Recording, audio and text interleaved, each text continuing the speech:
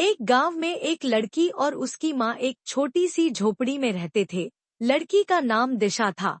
वो बहुत गरीब थे। एक दिन दिशा कॉल्स में पानी लेने जा रही थी। तभी सड़क पर एक लड़का बाइक लेकर आ रहा था। लड़के का नाम आकाश था। आकाश को दिशा को देखने में बहुत अच्छा लगा और वह दिशा से बात किया। दिशा को भी आकाश का व्यवहार और बोलचाल बहुत अच्छा लगा। दोनों एक दूसरे को पसंद कर लिया और धीरे धीरे उनके बीच प्यार हो जाता है। दिशा और आकाश अक्सर मिलते और बातें करते थे। दोनों की प्रेम कहानी काफी अच्छी चल रही थी। अचानक एक दिन आकाश को नौकरी मिल जाती है और उसे शहर जाना पड़ता है।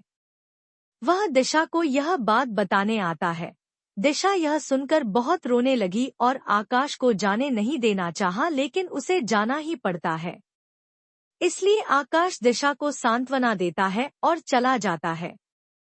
दिशा को अब आकाश की कोई पता नहीं मिलता, क्योंकि उसके पास फोन भी नहीं था। उसे बहुत तकलीफ होने लगी। कभी कभी वह अकेली बैठकर रोने लगती थी और दिन ऐसे ही बीतते गए। कुछ साल बीत गए। अचानक एक दिन एक बच्चा दिशा के पास आया और उसे बताया कि आकाश गांव लौट आया है। दिशा के चेहरे पर मुस्कान आ गई।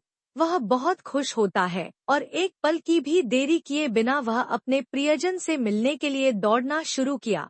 दिशा सड़क पर आकाश को देखा।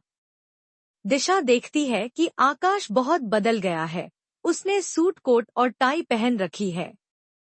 दिशा दौड़कर आकाश के पास गई और बात करने लगी, लेकिन आकाश ने दिशा की बात टाल दी। लेकिन दिशा दोबारा उससे बात करने गई और आकाश ने उसकी बहुत बेइज्जती की।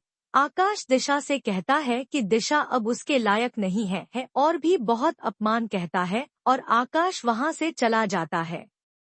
दिशा भी रोते हुए वापस अपने घर की तरफ चलने लगी। दिशा अपने घर आया और रोने लगा। वो अपने प्रियजनों के किया हुआ अपमान को सहन करने में असमर्थ हुए और खुद को खत्म करने के दृढ़ संकल्प लेती है। दिशा अपनी माँ की नींद की गोलियों की बोतल उठा लेती है। दिशा काफी देर तक बोतल के तरफ देखती रही और फिर नींद की कई सारे गोलियां लेकर खा लेती है। कुछ देर बाद दिशा की मौत हो जाता है। अपनों का अपमान न सह पाने के कारण दिशा ने खुद को दुनिया से रुखसत कर अलविदा कर लिया।